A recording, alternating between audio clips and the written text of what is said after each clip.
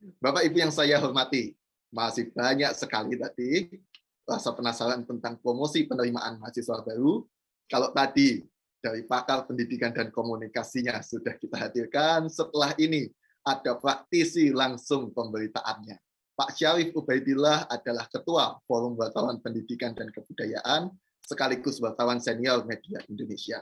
Di webinar kali ini kita akan belajar informasi langsung dari penulis beritanya. Jika penerimaan mahasiswa baru dan jika kampus ingin masuk media, dikenal luas masyarakat, apa sih yang perlu dilakukan? Sebuah kehormatan juga bagi Sevima untuk sekali lagi bisa berkolaborasi dengan Kang Ubay, sapaan akrab beliau, beserta segenap rekan-rekan media yang hadir dalam webinar kali ini. Jadi kalau Bapak Ibu pimpinan kampus ada yang bertanya ini Kang Ubay, bagaimana ceritanya? Ada berita-berita kampus, berita pendidikan tinggi, termasuk dari Sevima, masuk media. Ini ya Kang Ubay dan segenap rekan-rekan media yang luar biasa menuliskan berita-berita baik dari seluruh Indonesia untuk dibagikan kepada masyarakat. Kepada yang terhormat Kang Ubay, kami persilakan dan PowerPoint-nya akan dibantu oleh admin kami dari Sevima, Mbak Febri dari Sevima, dibantu ya. Terima kasih. Silakan Kang Ubay. Baik, terima kasih Mas Ilham dari Sevima dan Sevima. Assalamualaikum warahmatullahi wabarakatuh. Alhamdulillah pada siang hari yang baik ini, atas kesempatan yang baik dari Sevima, saya mengucapkan terima kasih. Sudah 4 atau 5 tahun saya berkenalan dengan Sevima dan sudah sering berkolaborasi, baik dengan sebelum Mas Ilham maupun dengan Mas Ilham sekarang. Yang saya hormati Prof. Dr. Insinyur M. Nuh, Pak Muhammad Nuh yang kami hormati, yang kami banggakan, yang sangat kami dambakan sebagai sosok sepuh yang masih terus berkontribusi bagi bangsa dan negara ini sebagai mantan Menteri Pendidikan dan Kebudayaan, di mana saat itu saya juga masih bersama beliau di Kemendikbud dan bersama beliau juga waktu masih menjadi juga Ketua Forum Wartawan Pendidikan dan Kebudayaan. Dengan kebapaannya beliau, kami memang merasa sedekat dengan beliau ya, masih paham kalau jalan kemana dengan beliau keluar kota, kalau di pinggir jalan makannya tuh luar biasa kan dengan beliau, mampir di warung, mampir di apa, beliau oke aja, ayo masuk baik kita makan, sampai sepuasnya makan apa aja, beliau sangat asik sekali, enjoy sekali dengan beliau. Itu kebersamaan yang luar biasa bagi kami di Portadik dengan Pak Nuh, juga dengan didampingi Pak Kemi dulu dan Pak Ibnu. Juga yang saya hormati Mas Ilham dan Mas Pranata ya, Pak Pranata ya dari Sevima, serta bapak-bapak, ibu-ibu semua dari perguruan tinggi swasta khususnya dan perguruan tinggi negeri yang hadir, atau juga para rektor, yang terhormat rektor, para kepala pimpinan perguruan tinggi, para dosen dan jajaran kampus yang berbahagia. Sebuah kebanggaan buat saya dapat hadir bersama Sevima yang selama ini hanya lewat virtual, lewat rilis ya Mas Ilham, sekarang bisa tampil lewat webinar, dan sangat terhormat juga dan sangat bersyukur saya bisa bersama dengan Bapak M. Nuh, bisa bersilaturahmi juga, bertatap muka, sudah lama tidak bersua dan bertegur sapa juga dengan beliau, hanya lewat WA saja. Dan tadi paparan beliau yang sudah sangat luar biasa, yang memang sudah memberikan pembekalan buat kita semua, Bapak Ibu semuanya, bahwa kampus harus menjaga pencitra dan menjaga reputasi. Dan di sini saya menyampaikan materi tentang peran humas membangun reputasi kampus dan menjaring mahasiswa baru. Jadi kenapa saya angkat peran humas? Karena betapapun lembaga itu keberadaannya seperti apa, entah negara, entah kementerian, entah lembaga, kampus sendiri khususnya dan sekolah misalnya, itu peran humas. Kalau dalam negara dengan Menkominfo gitu ya, dan kalau kementerian dengan humas terkait, dan perguruan tinggi juga punya humas, itu akan betapapun reputasi atau prestasi lembaga itu ada, tapi tanpa peran humas, dia akan kurang perannya kalau tidak dipublikasikan, kalau tidak dilakukan pencitraan yang positif. Kalau menurut Pak Nuh tadi kan, tidak apa-apa pencitraan itu selama pencitraan yang baik, yang memang memberikan kesan baik kepada masyarakat, kepada publik, bahwa kampus kami, sekolah tinggi kami, politeknik dan sebagainya itu memang baik di masyarakat, di publik, baik dari kepemimpinannya, baik dari manajemennya, baik dari pengelolaan SDM-nya, pengelolaan dosen dan mahasiswanya dan jajarannya. Jadi bisa lanjut next. Ya, peran perguruan tinggi tadi sudah disebut oleh Pak Nus, di sini memang sangat penting dan strategis dalam mencetak sumber daya manusia unggul di tengah kancah kompetisi ketat dewasa ini. Jadi Pak Nus juga sudah menyinggung keberadaan bangsa negara ini ya sangat tergantung dengan SDM-nya, dan pencetak SDM utama adalah dunia pendidikan, baik dengan pendidikan dasar menengah hingga pendidikan tinggi. Next. Ya, perguruan tinggi diharapkan mampu menjadi lembaga pendidikan tinggi bereputasi. Jadi tadi Pak Nur juga sudah singgung juga bagaimana sebuah lembaga itu dia menjaga reputasinya dalam mengelola pendidikan dengan baik, dengan serius, tidak sambil lalu, gitu kan ya.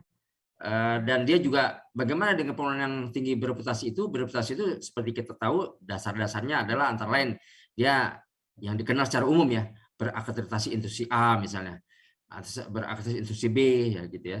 Kemudian juga punya dosen-dosen berkualitas, guru besarnya juga, lalu kegiatan kemahasiswaannya, lalu aktivitas dosen dan mahasiswa dengan prestasi nasional internasionalnya gitu ya, baik dalam bidang akademik maupun non akademik.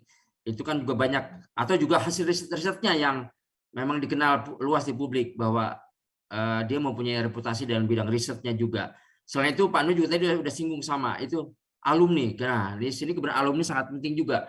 Bagaimana alumni menjadi kampanye yang baik, juru kampanye yang baik terhadap keberadaan kampus yang Bapak-Bapak Ibu pimpin. Next. Ya, kembali lagi soal reputasi dan citra kampus tadi sangat penting untuk menarik calon mahasiswa. Yaitu tadi bagaimana citra kampus tadi, pencitraannya itu adalah yang tadi disampaikan oleh Pak Nuh juga tentang keberadaan alumninya, pengelolaan pendidikannya, pengelolaan SDM-nya, dan keseriusannya dalam pengelolaannya. Jadi tidak sambil lalu bagaimana Bapak Ibu sebagai pejuang-pejuang pendidikan di tengah-tengah pandemi saat ini, di mana kebanyakan juga banyak kampus sekolah juga agak ada yang merasa sulit mencari mahasiswa atau mencari siswa ya.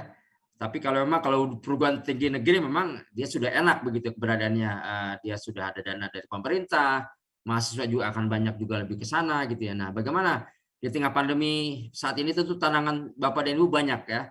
Bagaimana para kalangan PTS juga menghadapi banyak kendala ya, tidak hanya sebagai contoh bukan hanya kampus, bahkan lembaga-lembaga sektor publik lainnya, bahkan dunia pers juga di tengah pandemi banyak juga berjatuhan ya Bapak Ibu, di mana ada yang tutup, ada yang memang dia menjadi online, ya bahkan sebuah media besar dengan pemilik modal besar di tengah pandemi ini terpaksa harus tutup juga, yang sudah punya reputasi padahal sebuah media koran ya itu terpaksa ditutup juga, dia menjadi online karena masalah pendanaan dan masalah anggaran dan juga masalah pandemi yang berkelanjutan membuat perusahaan tidak berjalan dengan baik. Next. Ya, dengan menetapkan sebagai kampus bereputasi, baik dia reputasinya apa yang Bapak Ibu tekadkan dengan serius mengelolanya secara nasional atau internasional, maka jajaran perguruan tinggi mulai menggali potensi keunggulannya.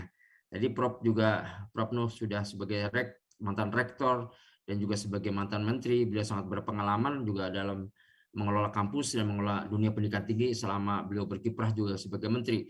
Jadi keunggulan-keunggulan apa yang Bapak Ibu miliki di kampus tentu tidak selalu harus berwah ya, tapi dengan keunikan, dengan keberagaman yang ada, dengan fasilitas yang dia punya, tetapi dia jangan sampai nanti seperti Pak Nuh bilang, dia pencitraan yang sangat baik tapi di dalamnya kurang bagus begitu. Jadi bagaimana agar baik kompetensi potensi internal dan eksternal itu bisa dikelola dengan baik apa yang bisa diberdayakan oleh pihak Bapak-Bapak Ibu dari kalangan kampus. Next.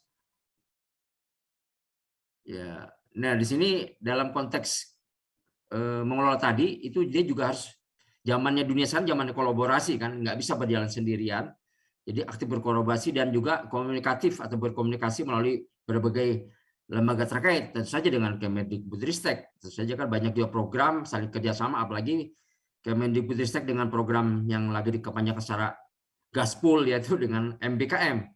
Mereka belajar kampus merdeka itu mungkin Bapak-Bapak Ibu ada yang bisa bekerja sama atau mengambil kesempatan dengan program-program seperti misalnya magang bersertifikat, guru mengajar atau dosen mengajar atau kampus mengajar atau juga dengan program belajar ke luar negeri. Itu kan ada banyak kampus-kampus swasta yang bekerja sama dan mengambil kesempatan untuk bisa berkolaborasi dengan Kemendikbudristek dan lain-lainnya. Dengan LLDIKTI, nah ini kan secara regional Bapak Ibu di berbagai daerah ya ada LLDIKTI, lembaga pendidikan tinggi yang dulu namanya Kopertis ini. Nah, jadi bagaimana kesempatan itu bisa bekerja sama Bapak Ibu di kalangan LLDikti. Kalau kebetulan saya di Jakarta, itu lembaga LLDikti 3 ya, itu sangat aktif, beliau punya humasnya, berperan berkomunikasi, mengundang luring, daring gitu ya, juga membuat press release yang dibuat press klar. Jadi ada kegiatan-kegiatan LLDikti yang memang dengan kampus-kampus swasta yang ada di Jakarta, itu ada juga melalui podcastnya dan kegiatan-kegiatan yang memang dia mempublikasikan kegiatan kampus. Bahkan LLDikti mempunyai penilaian tersendiri tapi kampus-kampusnya aktif. Itu karena apa? Karena kampus-kampusnya aktif itu dinilai membuat banyak pemberitaan yang positif di masyarakat dengan kegiatan-kegiatan yang dimiliki oleh kampus masing-masing. Jadi kegiatan di kampus Bapak Ibu sekalian itu bisa diinformasikan ke LLDikti bagi humasnya yang aktif gitu ya. Semoga humas di LLDikti yang ada di beberapa wilayah negeri ini juga aktif untuk bisa mempublikasikan berbagai kegiatan kampus-kampus yang ada di daerah Bapak Ibu semuanya. Nah, di berikutnya Dudi di kalangan dunia usaha dan dunia industri ini juga lagi digenjot bener nih, khususnya bagi politeknik atau pendidikan vokasi ini. Kemarin Pak Wikan, zaman Pak Wikan kemarin sangat aktif, beliau juga bagaimana mengkampanyekan kerjasama dengan berbagai perguruan dunia usaha dunia industri. Kalau beliau bilang mengkawinkan bagaimana kampus politeknik khususnya dan dunia vokasi dengan dunia industri, sudah banyak digalang dan kerjasama tersebut. Juga dia bagaimana dengan sekolah-sekolah kejuruan. Nah, jadi bagi Bapak Ibu yang mungkin punya pendidikan tingginya vokasi bisa terus menjalin kerjasama dengan kalangan-kalangan sekolah kejuruan yang potensi aktif ya, potensi yang bisa dibina atau bisa dilakukan kerjasama. Press release itu yaitu tadi, dengan press release ini bagaimana Bapak Ibu yang ada di kampus-kampus perguruan tinggi swasta khususnya kegiatan Bapak Ibu bisa dipublikasikan, minimal press release itu bisa dipublikasikan di website Bapak Ibu kan, yang memang bisa dibaca secara luas oleh masyarakat, apalagi kalangan tadi Pak Nuh bilang bagaimana harus mengikuti perkembangan zaman. Anak-anak generasi Z, generasi milenial ini kan udah jarang, lebih sering maksud saya membuka gawai ya, artinya dengan press release yang ada di media-media online khususnya atau di website Bapak, apalagi dengan media online terkait, itu bisa mempublikasikan bagaimana kegiatan pencapaian prestasi dan kegiatan-kegiatan ada yang bisa dipublikasikan, bisa menarik minat para kalangan generasi atau generasi milenial. Nah, di medsos apalagi mungkin Bapak Ibu bisa kelola punya Instagramnya, media sosial Facebooknya, dan lain-lain sebagainya yang bisa membuat kegiatan Bapak Ibu terpublikasikan, entah kegiatan besar atau kecil yang memang itu menarik buat kalangan generasi Z. Terus webinar atau podcast ya, webinar itu mungkin webinar dan pengertian maksud saya karena masih pandemi ya, tapi kalau sudah endemi di wilayah Bapak mungkin bisa dengan seminar luring, webinar dalam konteks kegiatan kampus maupun webinar bersama kalangan sekolah atau yang menjadi tujuan Bapak Ibu bisa menarik para generasi Z untuk bisa mempunyai animo ke sekolah tinggi atau kampus Bapak Ibu sekalian. Next. Nah, ini membangun reputasi melalui program MBKM. Beragam kegiatan memberi pengaruh pada reputasi kampus. Ya, MBKM tadi saya sebutkan bagaimana mungkin sudah banyak beberapa kampus yang mendapat kerjasama ya dari Kemendikti yang sekarang ini masih dipimpin oleh PLT Prof. Nizam, dan kemarin waktu itu juga masih aktif dengan Sesdijen Ibu Paris, yang sekarang Ibu Paris jadi Kepala LLDikti 3 dan sekarang oleh Prof. Cicih sebagai Sesdijen Diktinya. Nah, jadi bagaimana program-program MBKM ini dengan berbagai yang sudah mungkin Bapak Ibu dapat, itu bagaimana agar dicoba Pak. Mungkin ada yang sudah menyampaikan proposalnya, seperti ada juga namanya juga Kedai Reka oleh Dikti ya. Itu ada program Kedai Reka yang juga cukup bagus, yang dimana setiap kegiatan riset dari kampus-kampus Bapak itu bisa dimodali, diberikan dana oleh di Dikti ya, di Dikti Kemendikbudristek Dikti dengan Kedai Reka itu. Next. Ya. Nah, ini kenapa saya angkat peran humas, karena tadi seperti di awal saya sebutkan bahwa sangat strategis dan penting sekali Bapak-Bapak Ibu pimpinan kampus dan sekolah tinggi, keberadaan humas yang ada di sekolah tinggi, di politeknik atau kampus yang Bapak Ibu pimpin dan buat Bapak Ibu yang mungkin kebetulan sebagai humas di kampus terkait, bagaimana peran Anda sangat strategis sehingga kegiatan-kegiatan kampus, reputasi kampus yang sudah ada terus dijaga dan dibina dengan baik dengan humas yang mengadakan memberikan informasi kepada para jurnalis ya. Para jurnalis ini tidak hanya diberikan informasi rilis atau kegiatan-kegiatan tentang pencapaian prestasi, tapi juga bisa dengan apa yang unik di kampus Bapak, apakah yang secara akademik, penemuan saintis atau riset apa yang menarik yang bisa diangkat ya. Kan banyak riset-riset dari kampus ini sekarang juga upaya dari Dikti terutama dari Kedai-Rekanya agar kampus-kampus itu dengan risetnya bisa berdaya dan bisa kerjasama dengan dunia usaha industri. Memang milieu kita ini masih terus digenjot ya untuk bagaimana agar dunia usaha industri bisa tertarik dengan apa yang kampus-kampus Bapak lakukan risetnya sehingga ada kolaborasi yang memang saling berbagi yang baik ya dengan bagaimana hasil riset di kampus Bapak itu bisa dipublikasikan atau bisa menjadi sebuah produk yang memang bisa dipasarkan di pasar gitu. Nah, di sini promosi dan edukasi pada sekolah-sekolah secara luring atau daring, bagaimana agar generasi Z bisa tertarik untuk mendaftar di kampus Bapak Ibu. Peran humas adalah melakukan promosi dan ke sekolah-sekolah bisa, kalau zamannya sekarang sudah endemi di wilayah Bapak, bisa luring saja ke sekolah tersebut, mengkampanyekan, mengenalkan kampus Bapak dengan berbagai program-programnya dan prestasinya dan prodi-prodi unggulan apa yang memang ada yang diminati oleh para generasi Z. Jadi keunikan apa di kampus Bapak, Bapak Ibu semuanya bisa disampaikan, dikampanyekan di sekolah-sekolah tersebut. Bahkan ada sebuah kampus swasta di Jakarta itu dia banyak sekali melakukan kampanye ke luar daerah. Ada yang di wilayah kampusnya di Jakarta, tapi dia ada yang di wilayah Sumatera, di Sulawesi, bahkan ada salah satu kampus di Untar itu saya tahu dia ke Bengkulu, bahkan STP Trisakti dia bahkan sampai ke tim-tim kemarin, tim jajarannya itu. Jadi dia mengenalkan kampusnya itu sampai ke tim-tim keberbatasan negara kita itu. Jadi itu bagaimana upaya mengenalkan kampus itu dengan segala program-program Bapak Ibu yang menjadi unggulannya apa, keunikannya apa, itu bisa dipromosikan ke sekolah-sekolah atau ke publik secara luring atau daring ya. Promosi melalui media. Nah, ini tadi. Jadi kembali lagi yang Pak Nuh tadi saya garis bawahi, pencitraan ini kan bisa melalui media cetak dan elektronik, TV, radio, atau podcast dan medsos yang Bapak Ibu punya, sekolah-sekolah atau kampus-kampus Bapak yang punya. Itu kan memang di sana ada yang memang berupa berita biasa yang Bapak kelola oleh humasnya dengan membuat press release ya di media cetak atau media online ya. Itu bisa press release atau bisa dengan, kalau dalam konteks yang lebih tinggi lagi ya, kalau memang ada anggaran untuk mempublikasikan itu berupa iklan kan. Nah, itu beberapa kampus memang ada yang memasang iklan tentang pencitraan positif kampus tersebut. Ada juga berupa memang pemberitaan biasa. Jadi ini ada berbagai bentuk pencitraan itu dengan press release-nya melalui media cetak, elektronik, TV, radio, podcast, dan sebagainya.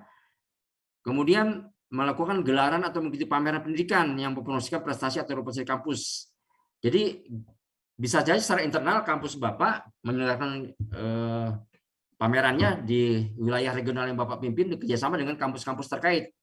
Dikti berapa gitu kan, ada kampus kerjasama mengadakan pameran kan, pameran kegiatan atau apa yang terkait dengan upaya untuk bisa mempromosikannya. Itu bisa juga dengan kampus-kampus yang ada di luar Jakarta. Bahkan ada kampus besar juga keluar daerah kan. Bahkan dari luar negeri, itu dari Eropa, dari Australia, sampai Malaysia itu mengadakan pameran juga. Di Jakarta biasa di JCC itu ada pameran dari negara-negara Malaysia dan negara Eropa itu kampanye. Mereka publikasikan, mereka promosikan kampus mereka itu untuk dengan segala program-programnya, dengan segala apa yang mereka punya itu ya, kompetensinya dan keunggulan-keunggulannya. Dan di situ diumumkan secara dipublisitaskan oleh media, medsos atau apa yang mereka bisa promosikan.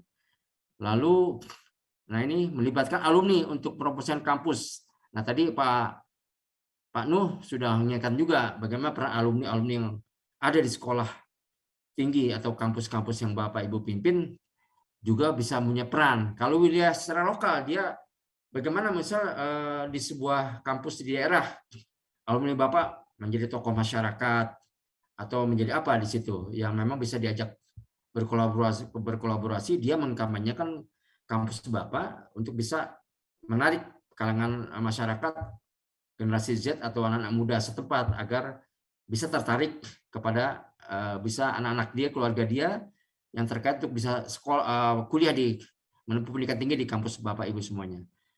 Next.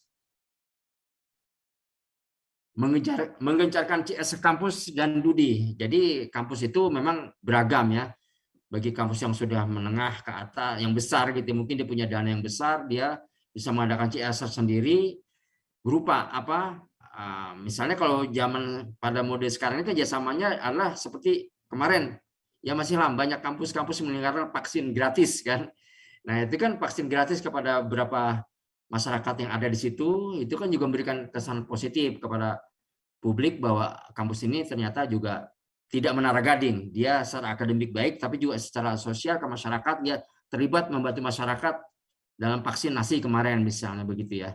Juga pengabdian masyarakat. Nah, pengabdian masyarakat kan Bapak Ibu, ya kita semua tahu Tridharma Perguruan Tinggi salah satu pengabdian masyarakat. Kampus-kampus Bapak itu mungkin mengadakan kerjasama dengan daerah, wilayah, KKN gitu ya, di lapangan, di masyarakat. Itu juga kan memberikan image positif kepada masyarakat bahwa sebuah kampus itu sekali lagi tidak menara gading, tapi dia juga terjun ke masyarakat, memberikan bantuan ke masyarakat, baik konsultasi publik maupun hal yang konkret di masyarakat. Nah, dengan Dudi, itu tadi bisa saja CSR Bapak Ibu semuanya kerjasama dengan dunia usaha dunia industri ya. Apakah itu berupa kegiatan-kegiatan penelitian, riset, dan sebagainya. Serta pemberian beasiswa. Nah, ini sangat penting. Bagaimana kampus yang Bapak pimpin juga bisa memberikan beasiswa kepada calon peserta yang tentu berprestasi. Kalau dulu kan terkenal dengan bidik misi, karena kalau zaman Pak Nuh tuh bidik misi kita ke daerah-daerah tuh, ke wilayah-wilayah mana, kita ke kampus A, lalu kita berkunjung ke siswa yang dapat bidik misi. Itu saya ingat betul dengan Pak Nuh di luar daerah, di luar Jakarta maupun di Jakarta. Kita datengin mahasiswa itu, dia memang rumahnya juga sederhana, tapi bapaknya tukang apa gitu ya, kuli buruh, tapi anaknya betul-betul semangat untuk belajar tinggi. Itu mendapat bidik misi waktu itu, sangat digencarkan. Mungkin Bapak Ibu ingat sekali dulu kan, barangkali ada yang dapat bantuan bidik misi kampusnya zaman dulu oleh Ibu Ila Saila, terus Ibu Paristianti kalau nggak salah sebagai direktur pembelajaran. Nah sekarang kan ada KIP. Nah bagaimana kampus juga, setiap kampus Bapak Ibu bisa mendapat program itu, tentu saja harus bekerjasama dengan Dikti ya. Dan kalau kampus besar biasanya dia juga punya beasiswa tersendiri yang memang bisa menarik para calon-calon mahasiswa itu yang berprestasi, yang tidak mampu diberikan beasiswa. Nah terakhir, ya ini last but not least, tidak kalah penting buat Bapak Ibu semuanya, itu menyangkut sama dengan Warna Pendidikan dan Kebudayaan. Kebetulan kami di Jakarta juga banyak beberapa kampus yang saling bekerja sama, kita membantu sosialisasi dan menginformasikan program prestasi representasi kampus terkait. Kalau di lingkungan Bapak di LDIKTI mungkin ada forum wartawan terkait yang memang bisa bekerja sama bagaimana secara regional bisa diberitakan kegiatan kampus-kampus Bapak itu, baik kegiatan dosennya, kegiatan UKM-nya, kegiatan mahasiswanya dan sebagainya. Dan kami di Portadik sangat terbuka jika memang seperti Mas Ilham tadi, bagaimana agar bisa terus memberikan informasi positif tentang kampus-kampus yang Bapak Ibu pimpin untuk bisa disampaikan ke publik. Sepertinya itu nih Mas Ilham yang saya sampaikan. Kurang lebihnya nanti kita bisa bahas kalau ada pertanyaan. Terima kasih.